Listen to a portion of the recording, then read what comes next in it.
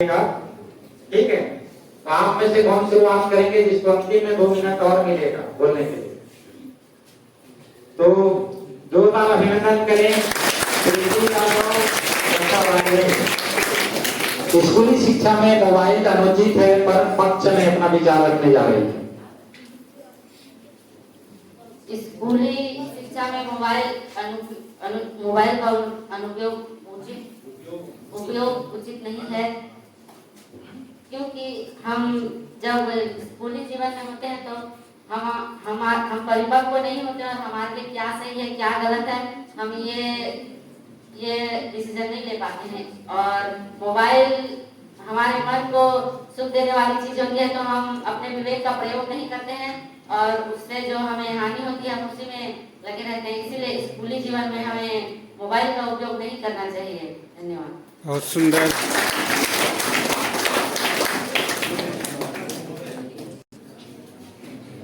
चलिए, इन्होंने अपना पक्ष रखा। अगला इसके जवाब जो है हम विपक्ष से चाहेंगे।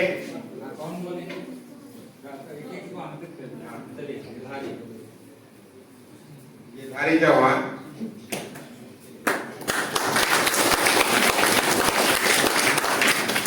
जैसे कि हमारे पूर्व वक्ता ने कहा कि स्कूली जीवन में मोबाइल का उपयोग करना उचित नहीं है, तो ये पूरी तरह से सही नहीं है, क्योंकि मोबाइल हमें सिर्फ सुख ही नहीं हमें ज्ञान भी देता है।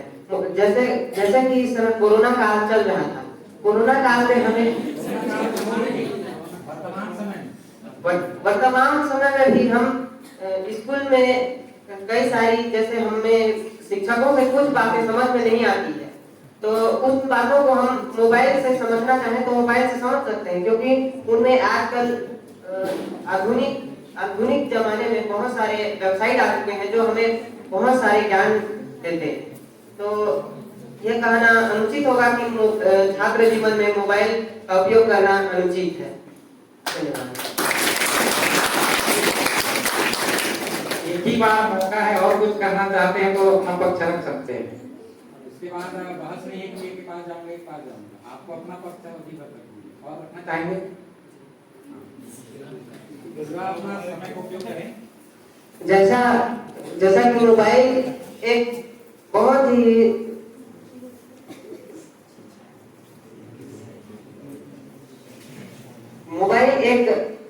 वरदान है, मोबाइल अभिशाप है, लेकिन उसका गलत उपयोग करने से वह अभिशाप है। लेकिन अगर उसका सही उपयोग किया जाता है तो वह एक वरदान है। और जैसा मोबाइल में हमें ज्ञान ही नहीं और भी कई सारे चीज मिलती हैं, जैसे हमें कुछ प्रयोग करनी है तो विज्ञानी वाला भी हमारे जैसे कुछ डिजाइन बनाने होते हैं और कुछ भी बनाने होते हैं तो उसमें हमें सटीक शब्दों में मोबाइल से बता दिया जाता है।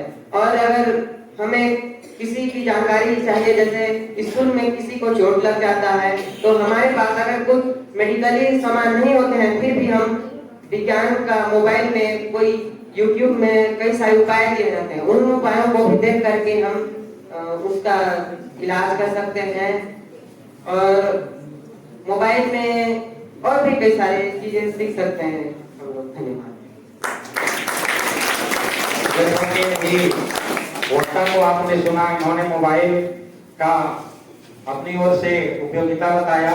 मैं पक्ष से चाहूंगा कि इन्होंने जो कहा क्या वो सही है या फिर क्या होना चाहिए? आशीष साहब। जैसे कि पूर्व वक्ता ने बताया कि हमारे लिए बहुत सारे वेबसाइट हैं, तो हम वो वेबसाइट को खोलते हैं तो बहुत सारे विज्ञापन आते हैं। फिर ज्यादातर लोग उस विज्ञापन में जो दिखाया गया है उसे सच मानकर उसी में चले जाते हैं और स्कूल के बच्चे ज्यादातर गलत रास्ते पर जाना पसंद करते हैं। इससे जो पढ़ाई का विषय वस्तु है उसे ज्यादातर नहीं देखते हैं।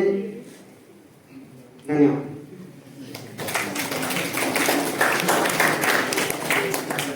तो मैं पुनः विपक्ष से दर्पण भय को आमंत्रित करूंगा कि वो पक्ष के द्वारा रखे गए विचारों को अपने तर्कों से प्रस्तुतिकरण करे। जैसा कि पूर्व वक्ता ने कहा, मोबाइल में जो नोटिफिकेशन बार रहता है उसमें कई सारे विज्ञापन आ जाते हैं, जिसे देखने के लिए छात्र उत्सुक हो जाते हैं। तो प्रत्येक छात्र ऐसा नहीं करते। इसमें छात्र अपने विवेक का इस्तेमाल कर अपनी जो स्टडी मटेरियल है उनको जाकर अपनी डाउट क्लियर कर सकते हैं। और हायर एजुकेशन में पढ़ने के लिए जैसे कंपटीशन एग्जाम सब में भी उसकी प्रिपरेशन करने के लिए हमारे पास खास करके विलेज में उतनी माने धन उतना नहीं होता है, जिसके कारण हम गांव के बच्चे हायर कोच के पास 2-2.5 लाख रुपए देकर कोचिंग करने नहीं जा पाते। तो हम यूट्यूब से भी कई टीचर्स अवेलेबल रहते हैं जिनसे हम कोचिंग कर सकते हैं और नीट, जेई और यूपीएससी जैसे हाई लेवल के एग्जाम जो एनटीए कंडक्ट कराते हैं उनको फाइट कर सकते हैं। स्कूली शिक्षा की हो रही है, हायर की नहीं। हायर स्टडी की नहीं हो रही है, जानबूझ के स्कूली शिक्षा की हो रही है। तो स्कूली शिक्षा को देखते हुए, मद्देनजर रखते हुए आप अपना स्कूली शिक्षा माने 12वीं तक, पहली से 12वीं तक।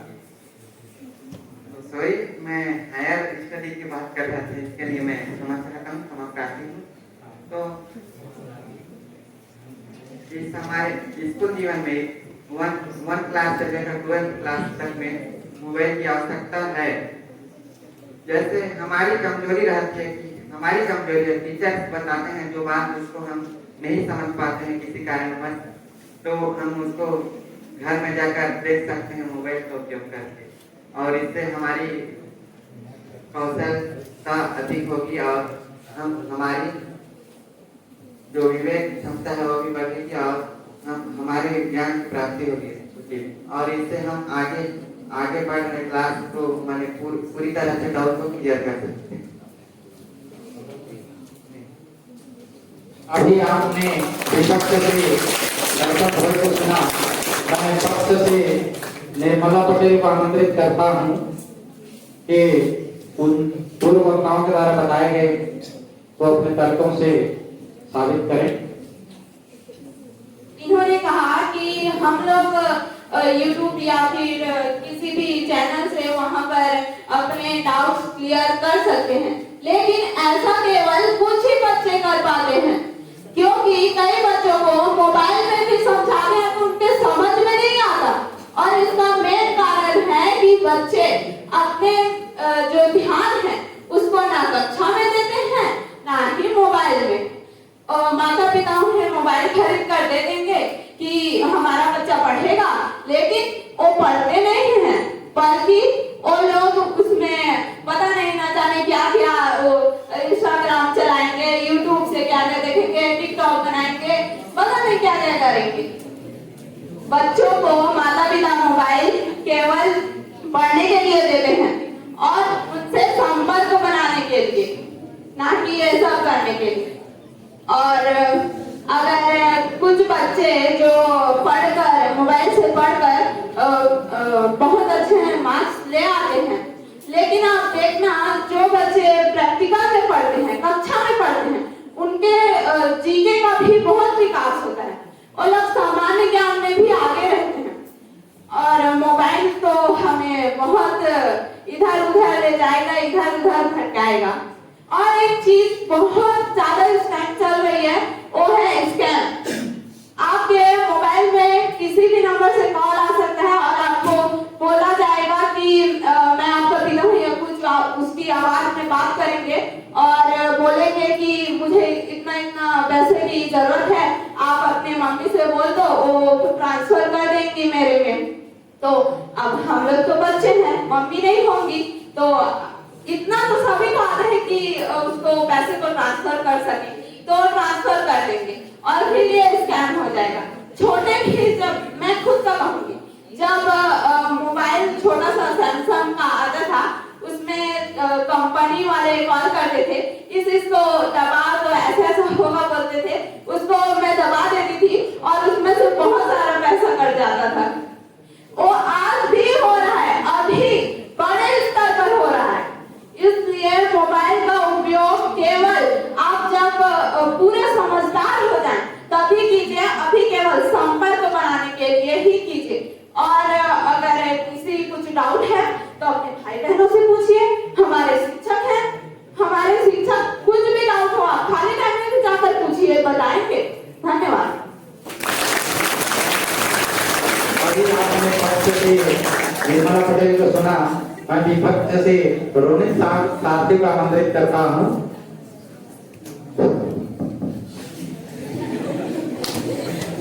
जैसा कि मेरे पूर्व वक्ता ने कहा, मोबाइल का प्रयोग अभी के वर्तमान समय में अनुचित है, लेकिन यह सरासर बहुत ही गलत बात है, क्योंकि आधुनिक समय में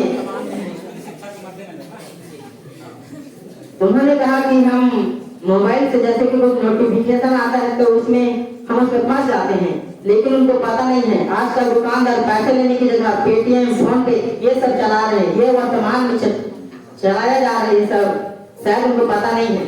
और बैंकिंग के सारे काम आज मोबाइल से ही किए जाते हैं, ना कि आपको बैंक जाना पड़ेगा। छोटा सा नोटिफिकेशन आपके मोबाइल में आएगा और आपका काम घर बैठे हो जाएगा। आप घर के बिजली बिल या कुछ भी हो आपके घर में तो उसको आप भर सकते हैं घर से ही। और शिक्षा वो तो बड़े करते हैं ना,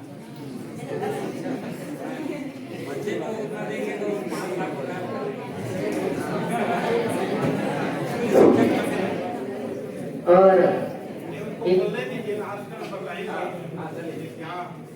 और जैसे कि उन्होंने कहा कि हम टीचरों से भी बात करके जो हमारा ज्ञान है उसको बढ़ा सकते हैं। तो भारत में मेरे जानकारी के अनुसार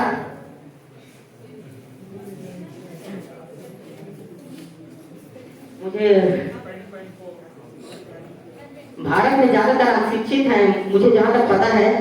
और आधुनिक समय में देखा जाए तो शिक्षा एक बहुत ही अच्छा उपयोगी है हमारे अभी विद्यार्थियों के लिए, क्योंकि शिक्षा से ही हम लोगों ने मोबाइल को बनाया है, ज्ञान के स्तर से ही हम लोगों ने मोबाइल को बनाया है। और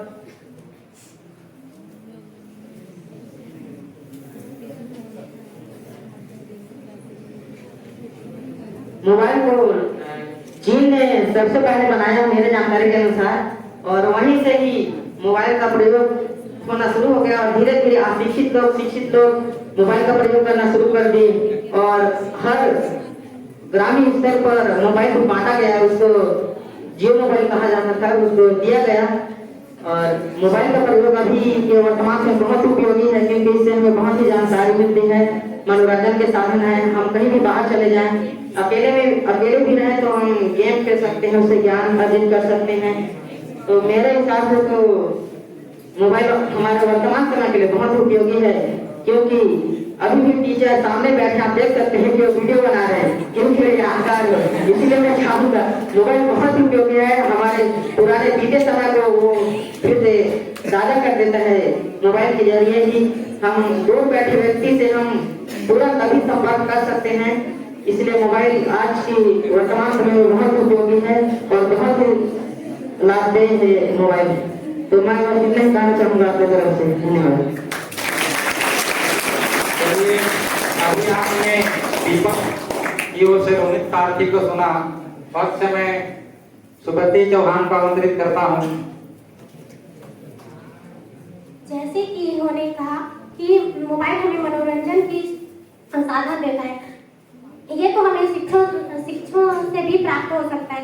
जैसे कि स्कूल में कई मनोरंजन के साधन हैं, हमारे इसी स्कूल में मनोरंजन के कई साधन हैं। और इन्होंने ये भी कहा कि हमें मोबाइल से शिक्षा भी प्राप्त होती है। हमें शिक्षा तो शिक्षकों से भी प्राप्त होती है। सरकार ने शिक्षकों को शिक्षा देने के लिए ही इनको शिक्षक बनाया है।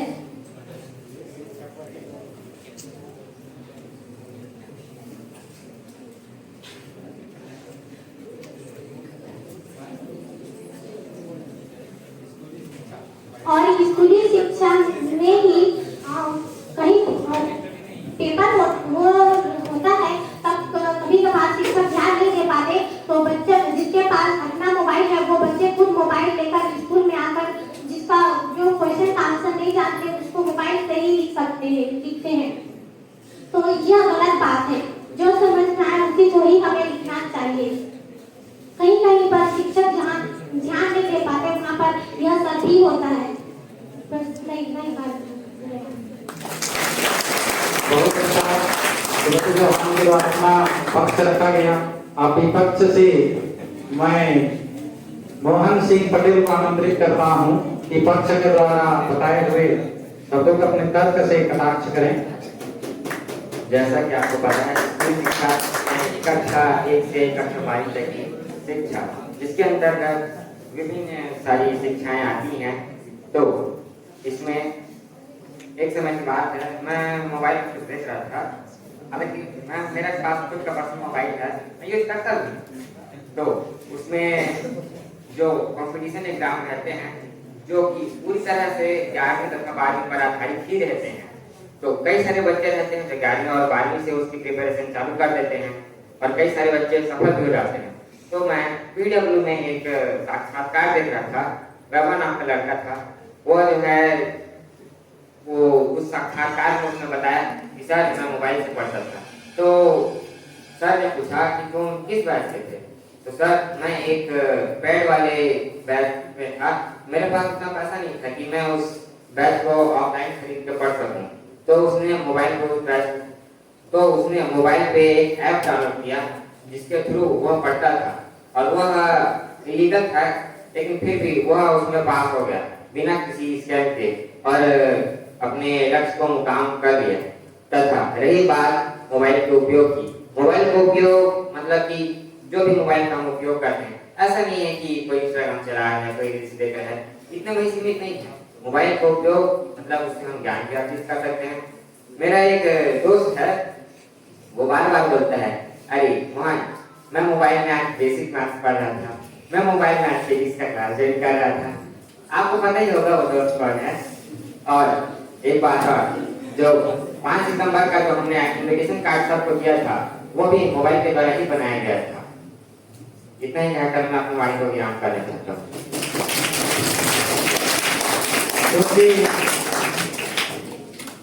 पक्ष और विपक्ष के सभी प्रतिभागियों के द्वारा अपना अपना पक्ष रखा गया।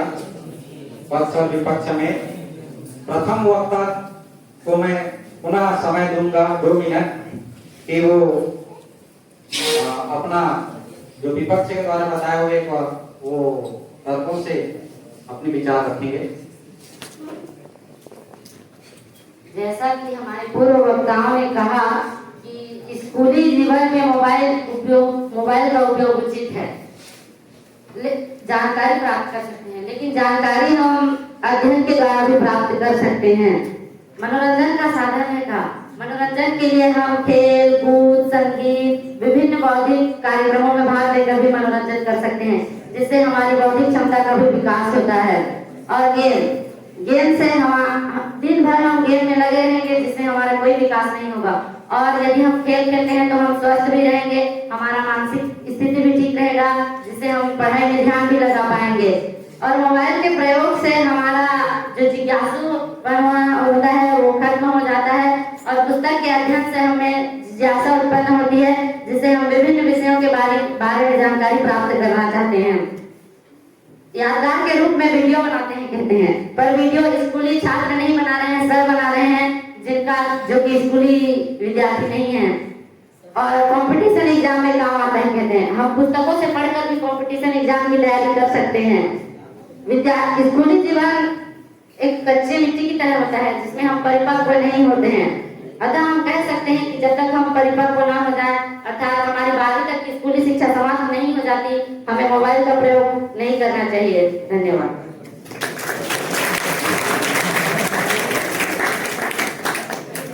बहुत बहुत धन्यवाद सभी प्रतिभागियों को अपने प्रतिभागिता के लिए एक बार जोरदार तालियों से अभिनंदन करें। उसी क्षण में परिणाम आएगा, लेकिन प्यारे बच्चों, मैं पक्ष और विपक्ष दोनों को सुन रहा था तो समालोचना करना हम लोग का कर्तव्य है कि यदि हमने इस विषय को यहाँ रखा है तो उसका कोई खास महत्व है, तो समालोचना हम करेंगे, ना हम पक्ष में बोलेंगे ना विपक्ष में बोलेंगे, समालोचना रखेंगे। निश्चित रूप से मोबाइल विज्ञान वरदान है, विज्ञान का ही एक वरदान है मोबाइल का आप उपयोग कर सकते हैं, लेकिन जैसा कि आप जानते हैं अभी आप क्या कर रहे हैं, क्या सही है क्या गलत है, जैसा कि वक्ताओं ने बताया वो आप में नहीं है, अभी आप समझदार नहीं हैं। इसलिए स्कूली शिक्षा में मोबाइल पूर्णतः आप जाएंगे प्रयास विद्यालय जैसे में जहां बच्चों को नीट की कोचिंग कराई जाती है,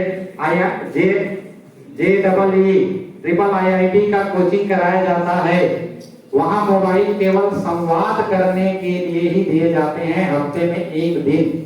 यदि ऐसा होता तो 60-70 हजार का एक शिक्षक को दिया जाता है, तो एक शिक्षक के लिए और 5 विषय को बढ़ाने के लिए 3.5 लाख एक महीने दिया जाता है। आपको 1 लाख का मोबाइल दे दी जाती और आप पढ़ लेते, लेकिन जान रहे हैं कि जो भी ज्ञान है, क्या इससे पूर्व जब मोबाइल का आविष्कार नहीं हुआ था तो क्या ज्ञान को विकसित करने में कठिनाई होती थी? मैं चाहूंगा कि आज से ज्यादा लोग पहले ज्ञानी थे जिसने उस मोबाइल को बनाया। आप मोबाइल की बात करते हैं, मोबाइल को जिसने बनाया अपने ज्ञान का, और ज्ञान कहाँ का है? उसने अपने अनुभव से मोबाइल में, जैसा कि अभी आपने बताया कि जो उसमें शेरो शायरी लिखे गए थे, मैं तो देखते ही जान गया कि ये कहाँ का है, ये इंटरनेट की है। इंटरनेट की वस्तु ऐसी है, किसी ने बना दिया तो इसमें रचनात्मकता खत्म हो जा रही है। काश कि इंटरनेट नहीं होता तो अपने टूटे फूटे शब्दों में ही अपने शिक्षकों के लिए 4 वाक्य लिख पाते, पूरा यहाँ से वहां तक। अच्छा चलिए, अच्छी बात है। यदि आपने नहीं किया था तो जोरदार ताली से अभिनंदन करें। तो आप तो कह रहे थे कि मोबाइल उपयोगी है, तो फिर आपने क्यों नहीं किया? उसमें तो इजीली मिल जाता। जी सर, मैं शायरी के लिए नहीं किया, लेकिन जैसा कि हमारे पूर्व वक्ता ने बताया कि नहीं कम होगा, फिर भी हमारे वक्ताओं ने बोला कि गाना और कई सारे कलाएं होती हैं, लेकिन उन कलाओं को भी हमें कुछ कलाएं होती हैं, जैसे गीत हम तुरंत तो नहीं बना सकते, लेकिन उनको मोबाइल से लेना ही पड़ता है, लेकिन कुछ हम बना सकते हैं। मैं नहीं बोल रहा हूँ कि पूरा का पूरा मोबाइल से ले सकते हैं, लेकिन मोबाइल की सहायता हम ले सकते हैं। ठीक है, तो स्कूली शिक्षा के लिए जैसा कहा गया, यदि आपके मन में शंकाएं हैं तो जब मोबाइल नहीं था उस जमाने में भी टैलेंट लोग क्या करते थे कि जो जानता है उसके पास पहुंचते थे। जितने समय में YouTube में आप एक कंटेंट को क्लियर करते हैं आधा घंटा में, उतने समय में आप किताब पढ़ करके 5 विषय वस्तु को आप तैयार कर सकते हैं। बुक आपके पास है, शिक्षक आपके पास है, आपके सहयोगी आपके पास हैं, तो उससे आप अपनी समस्याओं का दूर कर सकते हैं। रहा सवाल हायर में जरूर है, क्योंकि कई लोग जैसा कि कोचिंग सेंटर वो ज्वाइन नहीं कर सकते तो मोबाइल के, लेकिन मोबाइल क्या फ्री कराता है? नहीं कराता, भी आपसे पैसे लेता है, तो उतने पैसा और समय दोनों लेता है मोबाइल। डेटा पैक डालने के लिए अब इतनी कंपनियां इतनी महंगे कर दिए हैं कि कम से कम एक परिवार में 5 मोबाइल है तो 1,500 से 2,000 तो डेटा पैक और उसको चालू रखने में हो रहा है। उस 1 से 1,500 इलाज में खर्च नहीं कर पा रहे, 500 रुपए उनके पास नहीं है, लेकिन मोबाइल को रिचार्ज कराना है, ठीक है, वो रहेगा।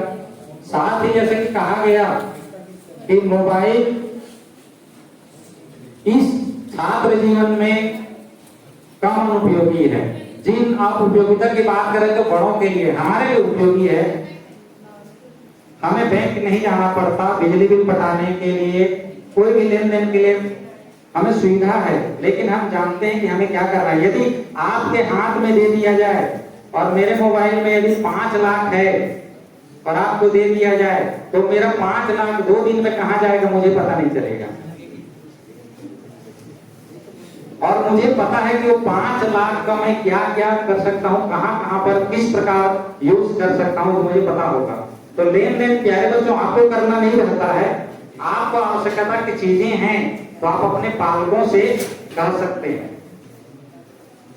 ड्रेस खरीदना है पालकों से खरीदिए। लेकिन अभी क्या हो रहा है, इसका दुरुपयोग सबसे बड़ा है ऑनलाइन गेमिंग। और ऑनलाइन गेमिंग पबजी जैसे खेल में लोग आत्महत्या तक कर रहे हैं, क्योंकि आपको फंसाता है, पूरी तरह से फंसाता है। और जब आपके पास रास्ता नहीं होता है, इतने पैसे खर्च कर देते हैं। अभी आप देखेंगे बहुत सारे गेम हैं, आपके कर्णधार वो सब कहते हैं, और जो इंस्ट्रक्शन है उसको इतना जल्दी कहते हैं कि ताकि किसी के समझ में न आए। और वो जो कह रहे हैं, आप चाहे काम कह रहे हैं, इसको डाउनलोड करो, खेलो, और क्या कर, इसमें बिल्कुल जोखिम मत है, इसे अपने समझदारी से करें। कुछ समझ में आया? जो चीज समझ में आनी चाहिए उसको इतनी जल्दी बोलते हैं ताकि आपकी समझ में नहीं आए और उस दलदल में आप फंसे। एक कविता मैंने बताया था, गरु छेरी बेच के मोबाइल ले लाई, है ना, कोरोना पर कविता है, किसी दिन मैं बताऊंगा। उसमें कोरोना का पूरा सटीक बताया गया है, उसका इम्पोर्टेंस क्या था, क्या कुछ उस दौरान में हुआ। तो आप देखेंगे कि जितने समय में आप किताब से पढ़ करके दूसरे से पूछ करके कर सकते हैं, तो उसमें केवल टाइम वेस्ट ही है, समय वेस्ट होता है और आपका ध्यान भटकता है विभिन्न दिशाओं की ओर। ज्यादातर बच्चे तो वही बनाते हैं, वीडियो बना के अपना डालते रहते हैं, कहाँ पढ़ेंगे। जिसको भी देखिए दोनों अंगूठे का इस्तेमाल करके खच खच खच खच कर रहे हैं, क्या कर रहे हैं क्या नहीं। अब पढ़ेंगे लिखेंगे नहीं तो कहां से होगा। अरे रात रात भर केवल ऑनलाइन गेम खेल रहे हैं और 12 बजे उठ रहे हैं, क्या क्या करेंगे। शरीर केवल आंख कमजोर कर ले रहे हैं, इनसे खतरनाक रेडिएशन निकलते हैं, उसके दुष्प्रभाव में आ रहे हैं। तो कुल मिला के समालोचना के तहत ये है कि विद्यार्थी यानी स्कूली शिक्षा में मोबाइल का शिक्षक के लिए ज्यादा महत्व नहीं है। हायर स्टडी के लिए शायद हो सकता है, लेकिन विद्यार्थी जीवन यानी स्कूली शिक्षा के लिए फिलहाल नहीं है। मैं स्कूलर महोदय अपना कर चुके होंगे, तो अभी का जो वाद विवाद था उसके विजेता की घोषणा के लिए स्कूलर लोगों को देता हूँ। राज्य संजय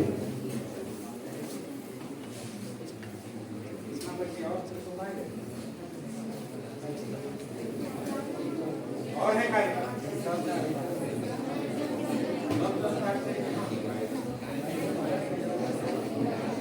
बोलिए भारत माता की।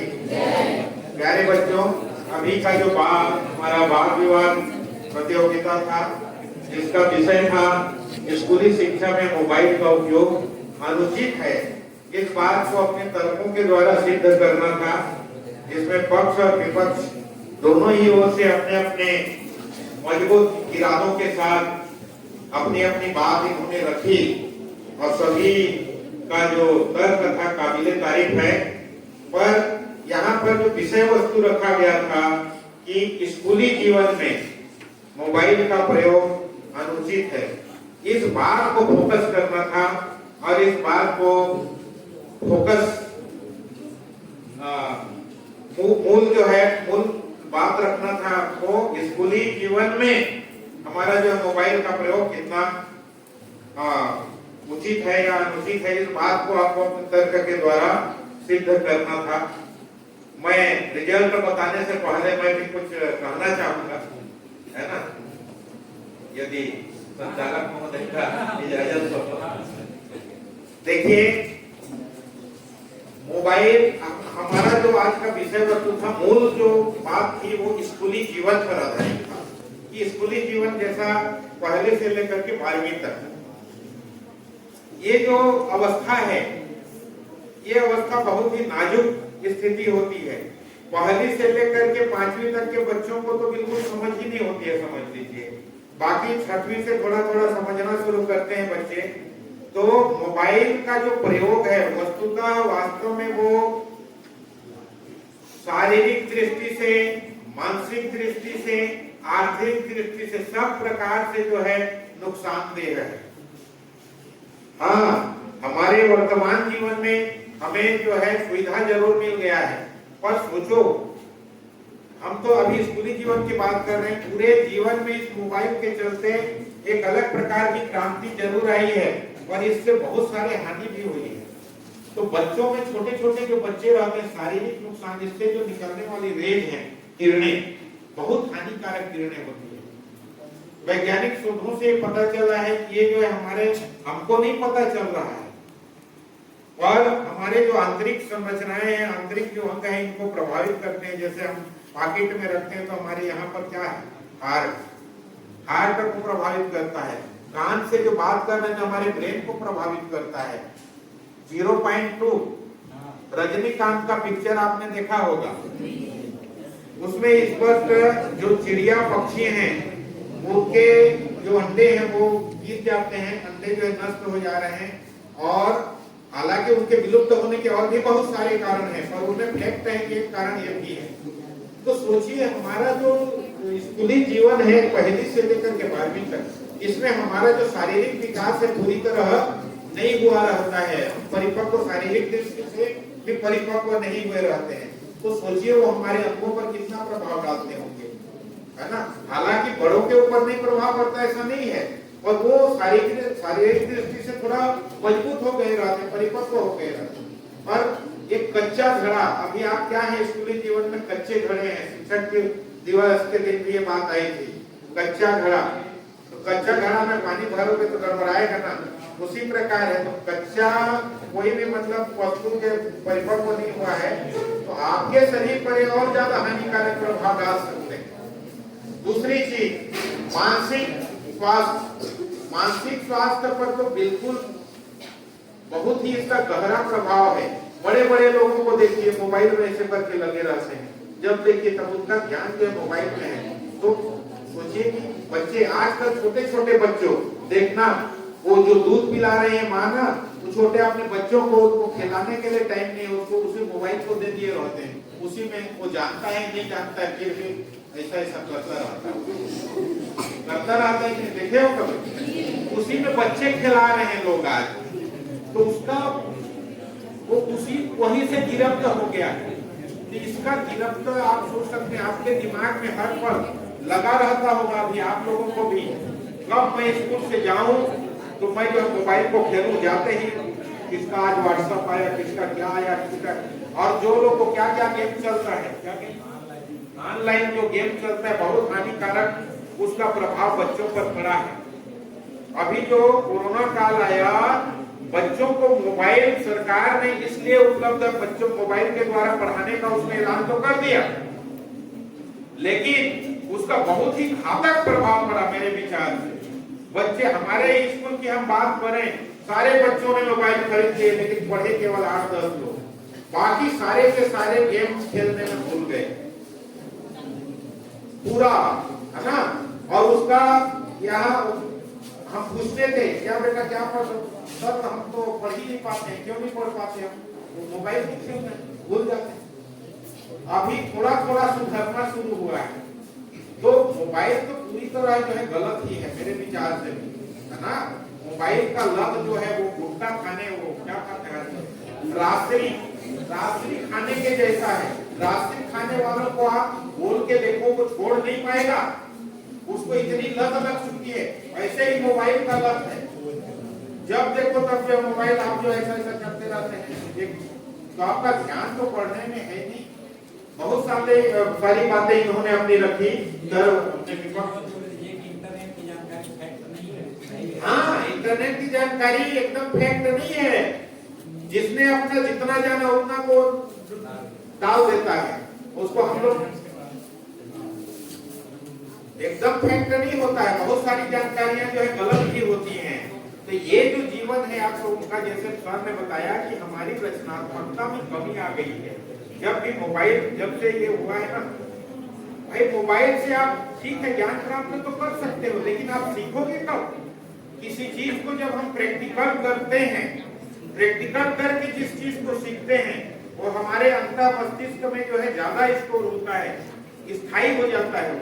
और किसी चीज को जो है वो बना बनाया खाना है, समझ लीजिए मोबाइल का जो ज्ञान है वो बना बनाया खाना है। आपको ठीक है, आपको ज्ञान प्राप्त हो गया, उस समय आपने सीख लिया, उसके बाद उसको आप भूल जाते हो, उसके बाद आप उसको याद नहीं रखते हो। लेकिन जिस चीज को आप किताब से मेहनत करके पढ़े हैं उस चीज को जीवन में कभी नहीं भूलेंगे, ये तय है, ये फैक्ट है।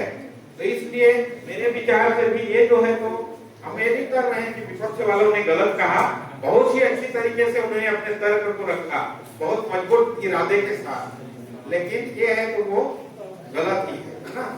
दूसरा, आर्थिक नुकसान तो होता ही है भाई, मोबाइल चलाना है तो रिचार्ज तो करना पड़ेगा, और उसको पूर्ति करने के लिए लोग क्या क्या नहीं करते हैं। कोई तो मजदूरी करने चला जाता है पढ़ाई को छोड़ करके, कोई चोरी करने लग जाता है, घर से चोरी करने की आदत हो जाती है।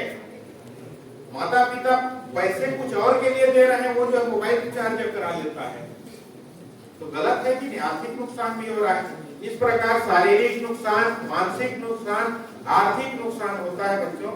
मोबाइल का आदत जो है नहीं करना है, मैं नहीं कहूंगा, आप बात करने के लिए जरूर करिए, पर इस स्कूली जीवन में मोबाइल का प्रयोग छोड़ देंगे तो निश्चित ही आपका जो ज्ञान का लेवल है वो बढ़ेगा, तय है। सीखेंगे आप, किताब पढ़ने की आदत डालिए। हम लोग भी, हमने तो बचपन, मोबाइल तो हम लोग नौकरी पाने के बाद कई साल बाद हो गई। मैं यहाँ राजपुर में आया जब, तब मोबाइल वो भी वो बटन वाला पहली बार खरीदा था, है ना। तब हम लोग तो मोबाइल में, जैसे कहा कि हम लोग तो कभी मोबाइल नहीं देखे थे, फिर भी पढ़ लिख लिए कि नहीं अच्छे से, और भी अच्छे से पढ़ गए, ये कहना चाहिए, है ना। तो मोबाइल का प्रयोग सर्वथा अनुचित है मेरे विचार से भी।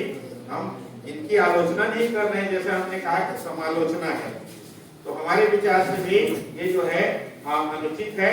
और फिलहाल आज का जो तर्क है, तो इसमें विपक्ष की ओर से भी बहुत अच्छे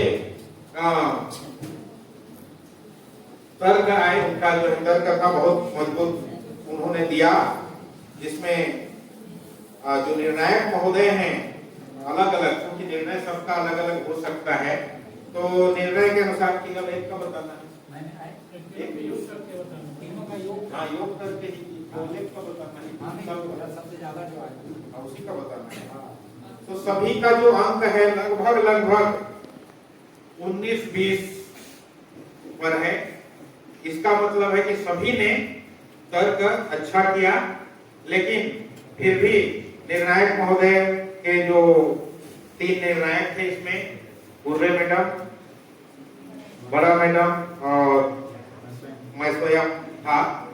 तो फिलहाल जो पक्ष की ओर से सबसे अधिक निर्मला पटेल को गया है, 21 अंकों के साथ वो जो है आज की विजेता रही, तो मैं उन्हें विजेता घोषित करता हूँ। और है ना, इसी में भी बहुत बाकी सभी ने अच्छा रखा था।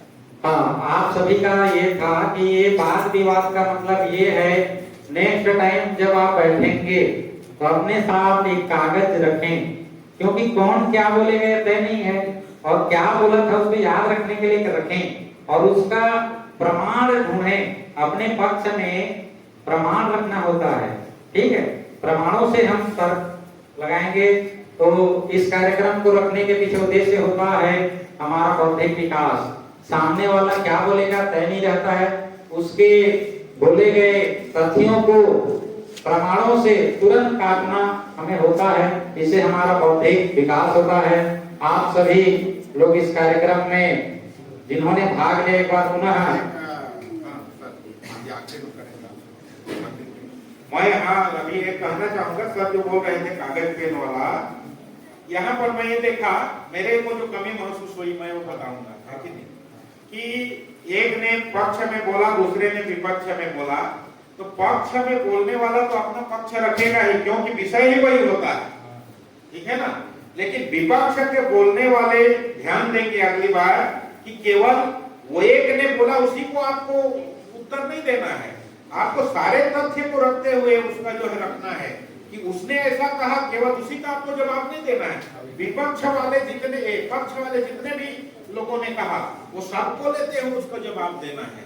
तो मैं ये कमी महसूस किया, इसीलिए मैंने कुछ रखा बात। ठीक है सर,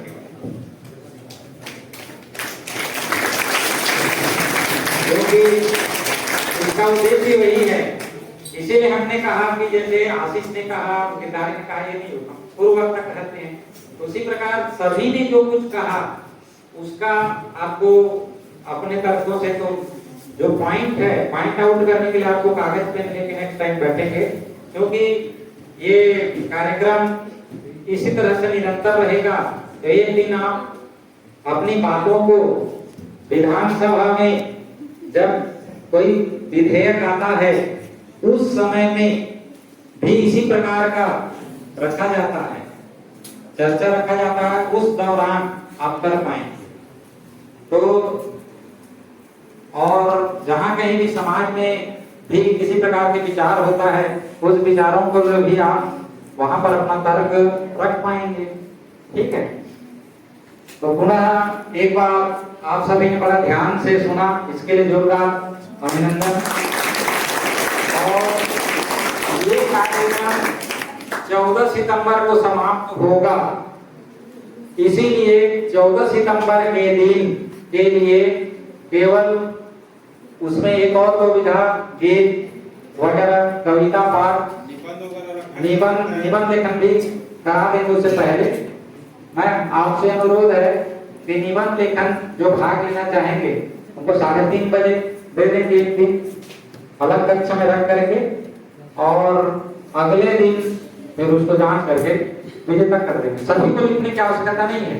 जो निबंध लेखन में यानी एक और आप जैसे कि एक और अपने विचारों को किस प्रकार आप गूंथना चाहते हैं, भाषा को किस प्रकार प्रबल बना सकते हैं, उसके लिए लेखन कौशल विकसित करने के लिए मैं चाहूंगा कि ज्यादा से ज्यादा लोग भाग लें। लेकिन पूरे के लिए है, भविष्य के 12वीं तक के लिए आप मैम बताएंगे किनके लिए वो रखा जा रहा है, तो उनके प्रतिभागी को आकर के निश्चित समय में लिखना होगा और जमा करेंगे, तो फिर उसके प्रतिभागी वहां पुरस्कृत किए जाएंगे। तो 14 सितंबर के दिन केवल सभा होगा और गीत वगैरह का गायन होगा, तो अच्छे अच्छे गीत वगैरह आप सुनिए, ठीक है, जानिए, तैयार रखिए और ध्यान दीजिए कि ये कार्यक्रम हिंदी विभाग के सहयोग से छात्र यानी बाल परिषद और सांस्कृतिक और बौद्धिक विभाग का आयोजन रहता है कोई भी कार्यक्रम विद्यालय में। तो इसीलिए इसमें जो शामिल होते हैं वो उसके मदद करने के लिए करें। नहीं कर लेते हैं, सब तो यही है ना।